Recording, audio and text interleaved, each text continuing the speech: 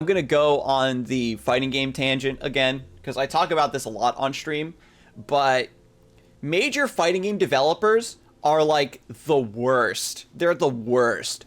The FGC gets the raw deal when it comes to getting a quality product. It's so messed up because fighting game developers will release like bare bones games that are missing key features, add features that nobody asked for, nobody wants, and they know that the FGC is going to buy it because they just like to support their genre and their fighting games. There was what is referred to as like the dark age of fighting games, where there was like no new fighting games coming out, and a lot of developers like Capcom and stuff were not really making a lot of money and couldn't really take the financial risk of making a fighting game because they weren't very popular. And so basically, what ended up happening was Capcom would release a fighting game and say, okay, well, we did this as a labor of love for the community, but if it doesn't sell well, then the executives of our company are going to basically tell us that we aren't allowed to make fighting games anymore, because they just aren't profitable. And that is true to an extent. Fighting games don't have a very wide appeal. And what ended up happening is that in order to ensure that more fighting games would be created, the FGC came together and they still bought these like really bad fighting games that were missing a lot of. The weird thing about fighting games that they do that I can't stand is that they will solve problems, and then later iterations of the same series or other games developed by the same company will release a game that doesn't include the fixes for the problems they solved. One really, really powerful quality of life feature for fighting games is character select button configuration. And not just character select button configuration, but actual push the button style button configuration. If you've ever had to change your buttons around in a fighting game, you have to go into a menu, scroll down to the button that you want to change, and then scroll over to the button you want to change it to. But the best way to do it is to literally press the button. Instead of having to scroll over to log in that button, you just press the button. The way that you would do any sort of key binding on a computer is the way that you should be able to do it in a fighting game. And there's only one game off the top of my head that's done that, and that was Third Strike Online Edition. That's the only one I personally played. And after they did that, I was like, oh my god, this is so good. Actually, I think Street Fighter 4 did it in like one of its later iterations, because it's really important for running tournaments as well. When you have multiple players swapping in and off of a console over and over and over again, and everybody might have different button configurations, instead of having to go into a match, make sure your buttons are good, change your buttons and test them, then back out to character select and then reselect your characters and then reload into the game, you literally, in the middle of character select, you can bind your buttons by just pressing the buttons in the specific sequence that you want them set. It saves so much time for tournaments. And no modern fighting games have this feature as far as I'm aware. And it makes no sense. And it's just infuriating. It's super infuriating to have to accept these subpar products because you're stuck in this abusive relationship as a fighting game player where developers don't want to put in the extra time and effort to include these features for the community. Or any other game that does do it is from a smaller studio that doesn't have the resources and marketing to actually make the game blow up or reach a wider audience. Like Skullgirls, for example, has a lot of very good quality of life features.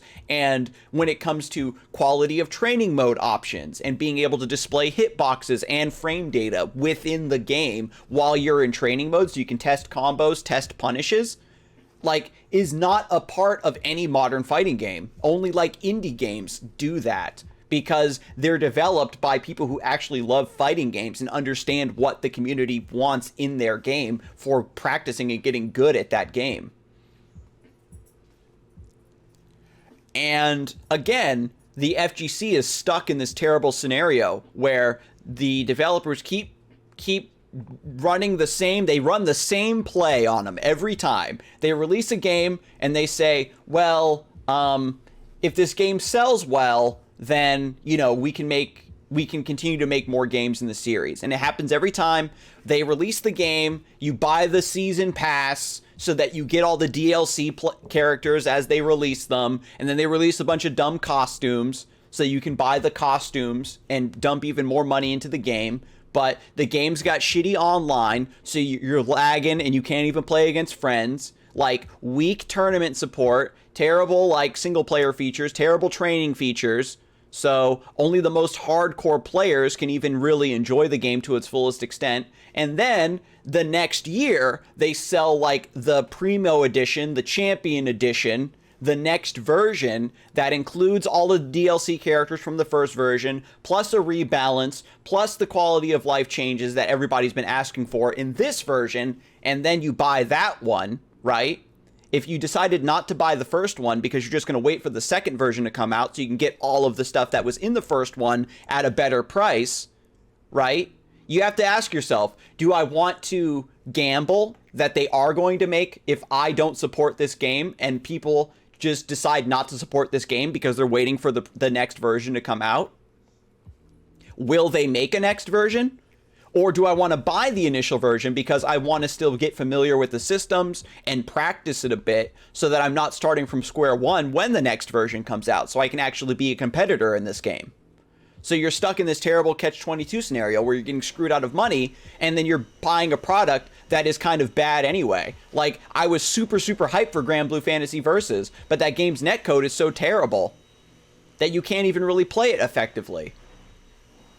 And that's one thing, and again, to loop back to my original point about problems being solved, and then for some reason, that solve not being implemented in future versions of the same series is good netcode. Good netcode was figured out like 15 years ago. Rollback netcode. And it took the entire FGC, like, basically rising up and unionizing for them to give rollback netcode in Guilty Gear Strive. And, like, they were going to make the next Guilty Gear game without good netcode. They went into the developer process, the development process for Guilty Gear, and saying that, oh, being able to play the game online with people is not a good enough priority for us to want to develop the netcode even further at all, based on what we've been using. The same, like, whack netcode that Guilty Gear has been running since, like, you know, early 2000s or whatever, right? And eventually the entire community rose up and said, put netcode in the game, good netcode in the game, we ain't gonna buy it, is what finally made them do it. And I just hate that they've been running the same play over and over again, pretending like if we don't buy the game, then they aren't going to be able to keep the lights on. And they don't even make games for, like, the classic and really highly requested fighting game series that people do want, like Darkstalkers. Capcom, I will definitely say that Capcom was definitely in dire straits for a little bit, but they just... It wasn't until like Street Fighter 4 came out.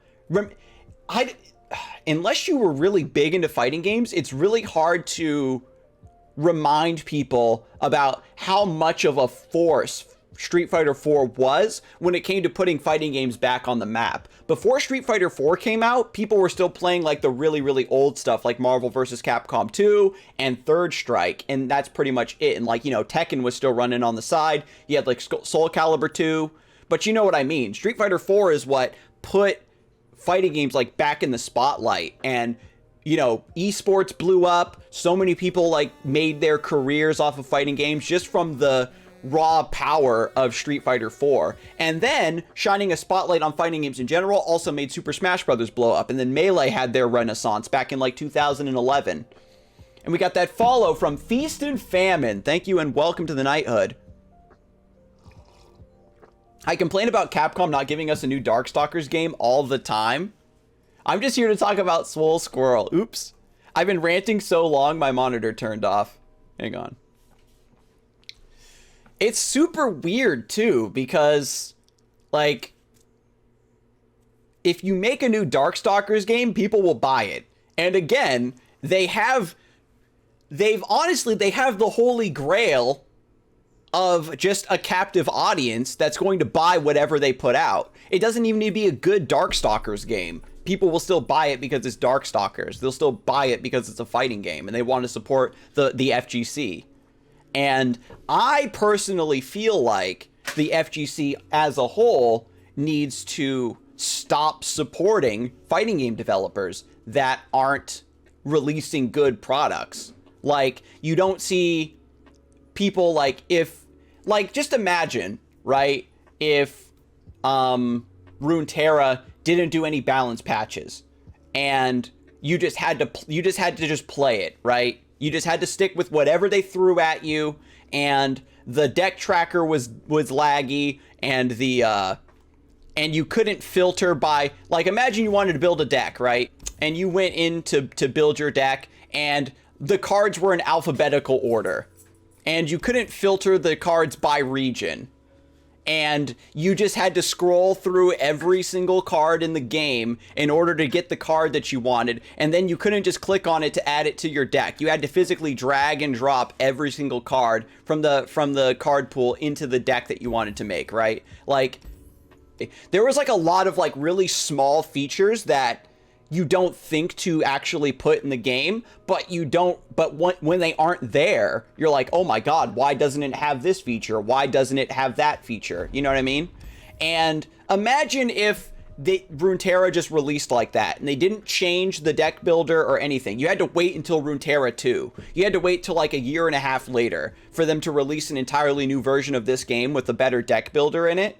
Like, that's what fighting game players put up with, where they release like these products that are missing key features that you just have to put up with, and it makes no sense.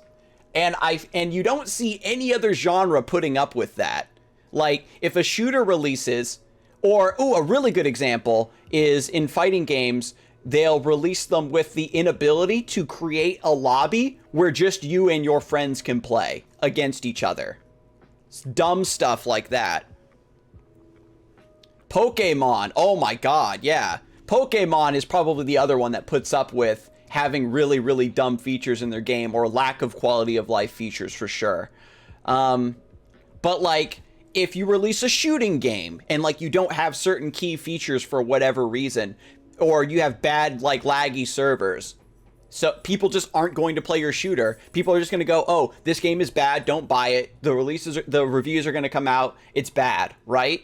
And when it comes to fighting game reviews, people typically review fighting games based around like character balance, how fun is it to play. They don't really take into account the lack of certain features. A game will be praised for having a really good single player campaign or a really good training mode, but other fighting games won't really get demerits for not having these things.